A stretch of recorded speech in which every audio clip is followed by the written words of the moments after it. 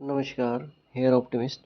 और आज एक इम्पोर्टेंट वीडियो लेके आया हूँ कि प्रमोशन क्या होता है पोस्टल असिस्टेंट और सॉर्टिंग असिस्टेंट का, और एक जीडीएस कब बनता है जाके। जो पोस्टल असिस्टेंट या जीडीएस जो होते हैं वो पोस्टल और सॉर्टिंग असिस्टेंट कितने टाइम बाद बनते हैं, कैसे कैसे उनके प्रमोशंस होते हैं, ये सारी चीज़ें मैं बताता हूँ। और पीएएससी के बाद जो हमारा इंस्पेक्टर का प्रमोशन होता है या सुपरिटेंडेंट का प्रमोशन होता है, उसमें कितना टाइम लगता है, वो कैसे होता है, क्या क्या रूल्स होते हैं, कितनी ईयर्स की आपकी सर्विस होनी चाहिए, ठीक है। तो वो सारी चीज़ें अभी मैं इसमें डिस्कस करता हूँ, ठीक है। तो कैसे कैसे हम लोग मतलब कि कितने साल बाद हम लोग अपीयर हो सकते हैं एग्ज़ाम दे के और हमारा प्रमोशन है हो जाएगा, ठीक है। तो पहला आता है, देखो, जो जीडीएस होता है नॉर्मल, ग्रामीण डाक सेवक, ठीक है, वो बनता है अगला। नेक्स्ट प्रमोशन उसका जो होता है वो होता है एमटीएस, ठीक है।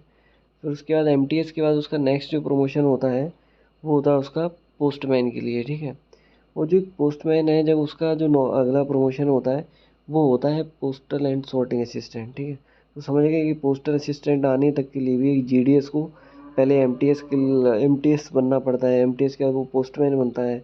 पोस्टमैन के बाद वो क्या बनता है, इंस्पेक्टर बनता है, ठीक है। इंस्पेक्टर के बाद वो जो होता है वो क्या बनता है, सुपरिटेंडेंट बनता है, ठीक है। आपका जो आपने देखा होगा ना, आपकी डिवीज़न ऑफिस जब भी आप जाओगे अपना वेरिफिकेशन करवाने, ठीक है, तो डिवीज़न पे जो बैठते हैं वहाँ पे, है ना, डिवीज़न में वो होते हैं आपके सुपरिटेंडेंट, वो उनके हेड होते हैं सुपरिटेंडेंट। उनके नीचे आते हैं आपके इंस्पेक्टर, ठीक है। और सारा जो भी स्टाफ बचा हुआ है वो सारा का सारा स्टाफ आपका किसके आता है, आपका एसपी के अंडर आता है, ठीक है। तो एक डिवीज़न ऑफिस का जो मेन हेड होता है वो आपका होता है क्या नाम है, एसपीओ, मतलब सुपरिटेंडेंट ऑफ पोस्ट ऑफिस, ठीक है। तो समझ आ गया, पहले एक जीडीएस है, फिर जीडीएस से क्या बनता है, पोस्टमैन बनता है। सॉरी, जीडीएस जो है वो एमटीएस बनता है। एमटीएस के बाद वो क्या बनता है, पोस्टमैन बनता है। पोस्टमैन के बाद वो क्या बनता है, आपका पोस्टल एंड सॉर्टिंग असिस्टेंट, ठीक है। उसके बाद वो इंस्पेक्टर बनेगा, फिर उसके बाद वो एसपीओ बनेगा, ठीक है। तो ऐसे जीडीएस से एसपीओ तक जाने तक टाइम लगता है काफ़ी, मतलब मुश्किल है कि अपनी पूरी सर्विस में बन पाए वैसे। तो मोस्टली लोग नहीं पहुंच पाते उसमें, जो भी जीडीएस से ज्वाइन करते हैं, ठीक है। जीडीएस वालों के लिए बता रहा हूँ मैं, ठीक है, वो नहीं कर पाते। बकाया जो जितने भी पीए हैं, हम जो पीए हैं सब लोग पीए हो, पोस्टल असिस्टेंट, उससे पीए से आपको अगर प्रमोशन चाहिए तो आप एसपीओ बन सकते हो जल्दी, है ना। कुछ समय अंतराल में आप एसपीओ बन जाओगे आपके, ठीक है, सुपरिटेंडेंट ऑफ पोस्ट ऑफिस, ठीक है। अब इनके क्राइटेरिया क्या होते हैं, कितने साल की सर्विस होती है, या कितने साल के आपका गैप होना है, मतलब डिपार्टमेंटल एग्ज़ाम कंपलसरी है कि नॉर्मल प्रमोशन है, ठीक है। तो वो अभी मैं सारी चीज़ें मेंशन कर रखी है मैंने, कितने कितने साल के गैप के बाद आप वो क्या नाम है, एग्ज़ाम में अपीयर हो सकते हो, ठीक है। तो अभी देखो एक लिस्ट आ रही है, ठीक है, उसमें मैं वो सब बताता हूँ, ठीक है। इसके आगे वाला एक नेक्स्ट स्लाइड आ रही है, और ये देखिए स्लाइड है, इसमें क्या है कि जो जीडीएस है उसकी कम से कम 3 इयर्स की मिनिमम सर्विस होनी चाहिए, तब जाके वो इसका एक डिपार्टमेंटल एग्ज़ाम होगा। उस डिपार्टमेंटल एग्ज़ाम निकालने के बाद वो क्या बनेगा, एमटीएस बनेगा, मतलब मल्टी टास्किंग स्टाफ, ठीक है। और जो एक एमटीएस है उसकी मतलब एक जीडीएस है वो एमटीएस बन गया, ठीक है। 3 साल की सर्विस उसने एग्ज़ाम दिया, अब वो एमटीएस बन गया। अब एमटीएस में वो 2 साल उसने कम से कम जॉब कर रखी हो, तब जाके वो डिपार्टमेंटल एग्ज़ाम के लिए मतलब दे सकता है, कौन सा, पोस्टमैन का। तो मान लिया किसी ने पोस्टमैन का भी एग्ज़ाम दे दिया।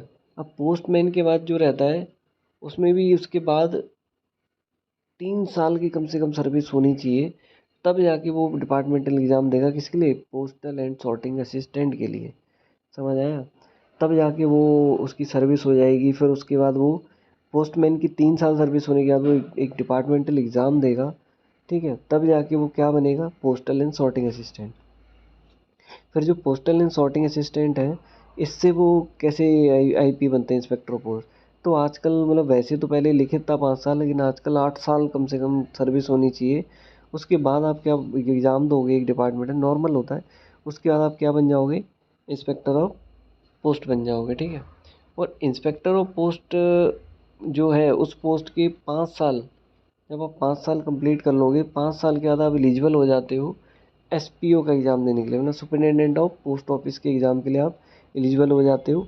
तो जब आप इंस्पेक्टर, ऐसा इंस्पेक्टर आप 5 साल कंप्लीट कर लोगे सर्विस में, तब जाके आप एसपीओ का एग्ज़ाम दोगे। मतलब कि सुपरिटेंडेंट ऑफ पोस्ट ऑफिस, जो कि 5400 ग्रेड पे की पोस्ट है, ठीक है। और जो इंस्पेक्टर है वो आपका कितना है, 4600 ग्रेड पे की पोस्ट है, समझ आया। मतलब कि आप पीए जो 2400 लगे हैं, 2400 के बाद आप सीधा 4600 बनोगे आप, ठीक है। 4600 ग्रेड पे आप बनोगे इंस्पेक्टर ऑफ पोस्ट में। 8 साल की सर्विस के बाद एक डिपार्टमेंटल एग्ज़ाम होगा, नॉर्मली होते हैं, ठीक है। एसएससी की तरह हार्ड नहीं होता, वो होता है, ठीक है, नॉर्मल। उसके बाद आप जब इंस्पेक्टर बन जाओगे, तब आपकी 5 साल की जैसी सर्विस होगी, आप फिर से दोबारा एग्ज़ाम एक दे सकते हो। एग्ज़ाम देने के बाद आपका प्रमोशन कहाँ हो जाएगा, सीधा 5400 ग्रेड पे की पोस्ट, जिसको हम बोलते हैं सुपरिटेंडेंट ऑफ पोस्ट ऑफिस, ठीक है।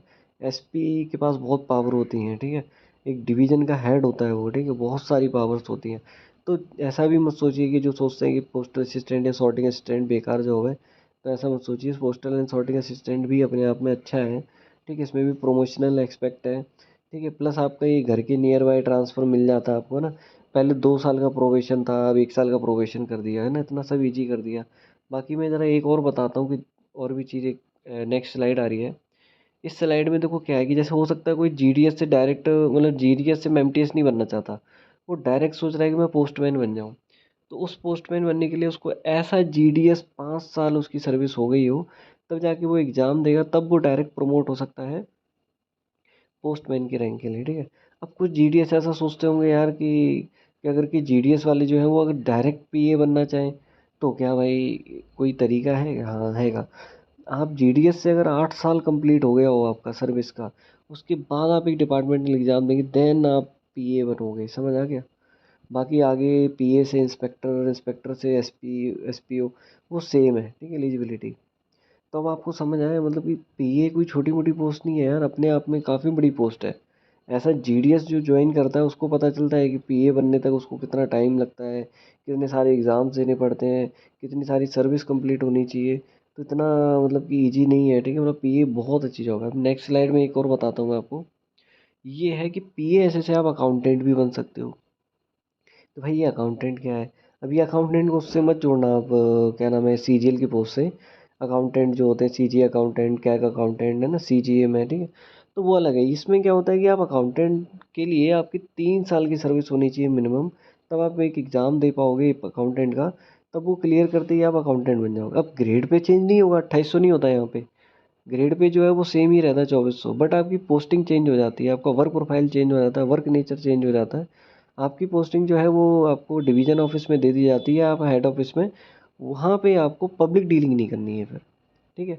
आपका अलग अकाउंट सेक्शन का क्या नाम काम होगा। आपको पब्लिक डीलिंग से कोई लेना देना नहीं है। तो ऐसा पीए से भी आप चाहो तो 3 साल की सर्विस के बाद अकाउंटेंट का एग्ज़ाम दे सकते हो, और आप अकाउंटेंट बन जाओगे, ठीक है। अकाउंटेंट बनने के बाद आपको मैंने बताया कि पोस्टल, क्या नाम है, सॉरी, पब्लिक डीलिंग से आप बच जाओगे।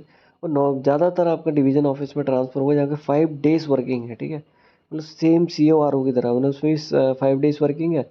और डिवीज़न ऑफिस में भी कितना होगा, 5 डेज़ वर्किंग। तो मतलब काफ़ी सारा रिलैक्स मिलेगा। अगर कोई चाहता है कि मुझे 5 दिन की जॉब चाहिए, तो आप वहाँ पे आप ऐसा 3 साल कंप्लीट करिए पीएएसए में, देन आप अकाउंटेंट का एग्ज़ाम दीजिए। अकाउंटेंट क्लियर करने के बाद एग्ज़ाम जो डिपार्टमेंट का है, वो क्लियर करने के बाद आपको क्या बना देंगे वो आपको अकाउंटेंट बना देंगे। अकाउंटेंट के बाद आपको आपका जो ट्रांसफ़र है वो डिवीज़न ऑफिस में होगा या तो हेड ऑफिस में। आपको कोई पब्लिक डीलिंग नहीं करनी उसके बाद। उन 3 साल का जैसे अकाउंटेंट बनोगे उसके बाद कोई पब्लिक डीलिंग नहीं करनी। जैसा अभी थोड़ा इश्यू रहता है कि पब्लिक डीलिंग करनी पड़ेगी, ये भी करनी पड़ती है। नॉर्मल पीए लोगोगे तो आपको पब्लिक डीलिंग करनी पड़ सकती है, ठीक है। बकाया अब नहीं तो। और मैं अच्छा इसके आगे और जो प्रमोशन है वो बताता हूँ, ठीक है। अब जैसे अकाउंटेंट बन गए तो अकाउंटेंट का नेक्स्ट प्रमोशन, मतलब कि जो बनना चाहे अगर कोई भी, तो अकाउंटेंट के बाद वो डबल एओ भी बन सकता है, ठीक है। डब्ल्यू डब्ल्यू मतलब वही असिस्टेंट अकाउंट ऑफिसर, एक असिस्टेंट ऑडिट ऑफिसर होता है सीजीएल में। 4800 जीपी की पोस्ट जो कि गैजेटेड होती है, ठीक है। वो भी आप बन सकते हो। जैसे वो उसके लिए एलिजिबिलिटी क्या है मैं बताता हूँ। आपकी कम से कम टोटल जो सर्विस होनी चाहिए, वो कम से कम आपकी 9 साल सर्विस होनी चाहिए, ठीक है। जैसे ही आप ऐसा पीए, ऐसे 9 साल आप कंप्लीट कर लोगे। 9 साल टोटल होती है, मतलब पहले आपको अकाउंटेंट बनना पड़ेगा, या आपका शायद अकाउंटेंट बनना पड़ेगा। अकाउंटेंट बनने के बाद ये आपको पीए ऐसे से कम से कम 9 साल जब सर्विस हो जाएगी, तब आप डब्ल्यू के एग्ज़ाम के लिए अपीयर हो सकते हो, ठीक है। और अपीयर होने के बाद आपका सीधा का सीधा आपको डब्ल्यू बना देंगे और 4800 जीबी की पोस्ट देंगे। अब क्या डब्ल्यू के बाद क्या, तो भाई डब्ल्यू के बाद आपका जैसे ही 4 साल कंप्लीट होगा डब्ल्यू से, तो वैसे ही आपके अपने आप ग्रेड पे बढ़ जाएगी, और वो हो जाएगी 5400 ग्रेड पे। समझ आया? मतलब कि ओवरऑल कितना भी कोई मतलब नुकसान नहीं है पीए की पोस्ट में। जो काफ़ी ज़्यादा रूमर्स फैलाते हैं कि पीए ऐसे बेकार है ये सब, देखो मेरे अकॉर्डिंग पीए से अच्छा है अपने आप में। हर एक जॉब अपने आप में अच्छी है। पीए से में अच्छा ये है कि आपको घर के ट्रांसफ़र मिल जाएगा, 1 साल बाद आप अप्लाई करोगे तो आपका ट्रांसफ़र ईजिली हो सकता है। आपका ट्रांसफ़र आपके घर के बगल वाले पोस्ट ऑफिस में हो सकता है, ठीक है। सबसे अच्छी चीज़, ठीक है। और फिर इसके बाद और किसी में प्रमोशन है नहीं इतना, है ना। बाकी डिपार्टमेंट में देखो तो प्रमोशन एक्सपेक्ट नहीं है उतने अच्छे, है ना। तो इसमें भी टाइम लग रहा है, उसमें भी टाइम लगता है काफ़ियों में।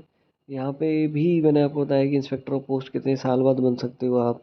ऐसा इंस्पेक्टर नहीं तो आप डब्ल्यू भी बन सकते हो, अकाउंटेंट बन जाओ, पहले 3 साल की सर्विस करो, फिर अकाउंटेंट बन जाओ। अकाउंटेंट के बाद फिर आप डब्ल्यू बन सकते हो। आप नॉर्मल भी डब्ल्यू शायद बन सकते हैं, उसके लिए नॉर्मल कम से कम 9 ईयर की सर्विस होनी चाहिए। देन आप सीधा असिस्टेंट अकाउंटेंट ऑफिसर बन जाओगे। मतलब कि सीधा 4800 जीपी की पोस्ट आपको मिल जाएगी। उसके 4 साल जैसी आप वो ऐसा अकाउंटेंट डब्ल्यू आप कर लोगे, जैसी वो है ऐसा सर्विस हो जाएगी, उसके बाद आपको सीधा का सीधा ग्रेड पे बढ़ा देंगे वो 5400 ग्रेड पे, ठीक है। जो कि एसपीओ के बराबर है, मतलब सुपरिटेंडेंट ऑफ पोस्ट के बराबर आपका ग्रेड पे हो जाएगा। तो इतना मतलब मतलब कि पीए को लेके जो इतनी नेगेटिविटी है उसके लिए मैं बोलना चाहूँगा कि पीए अपनी जगह पे बहुत अच्छा है। प्रमोशन थोड़ा लेट है बट इतना भी लेट नहीं है, ठीक है। बाकी जगह भी प्रमोशन है, आजकल लेट होने लगा है, ठीक है, न्यू रिक्रूटमेंट पॉलिसी की वजह से। तो ओवरऑल जो पीए की पोस्ट है वो इतनी गंदी नहीं है, पीए हो चाहे ऐसे हो, आप ओवरऑल अच्छी जॉब है, ठीक है। सेटिस्फेक्शन इंपॉर्टेंट है। काफ़ियों का यही होगा जिसको हमेशा यही करनी है, ठीक है। होम स्टेट मिल गया, होम स्टेट होम सिटी मिलने के बाद तो मुझे नहीं लगता कोई प्रिपरेशन करेगा।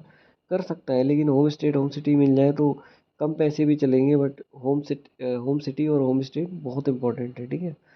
तो ये ओवरऑल पूरा प्रमोशन का मैंने बताया कैसे कैसे होता है। एक नॉर्मल जीडीएस को पीए बनने तक कितना टाइम लगता है ना।